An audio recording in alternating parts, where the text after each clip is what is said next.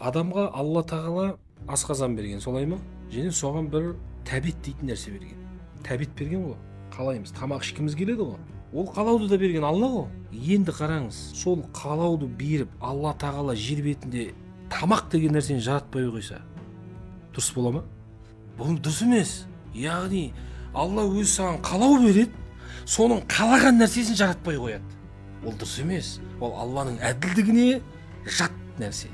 Енді қараңыз, адамның рухы, жаны мәңгі өмір сүргісі келе ма? Келеді ғой. Кім өлгісі келеді, айтшы? Ешкім өлгісі келмейді. Демек, адамның жаны, рухы мәңгілікті қалайды. Қалау бар бізде. Оны берген кім? Алла. Енді мәңгілікті қалайтын бір қасиетті берген Алла, соны жаратпай қою мүмкін бе? Мүмкін емес. Демек, қалауды берді ме?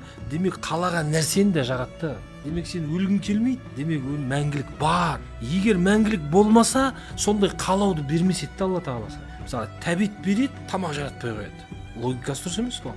Берді, бірақ жаратып қойды. Көрдіңіз ба? Кез келген қалауың, қалаған мына дүниелік қалауларың бар, сол қалаудың қалайтын нәрсесін жаратып қойды Алла тағала. Егер оны жаратпаса, қалауды бермес еді. Демек, біздің жан дүниеміздің, рухымыздың мәңгілікті қалауы сол мәңгіліктің бар екендігіне дәлел. Бірақ ол жәннат не тозақ, оны сен таңдайсың.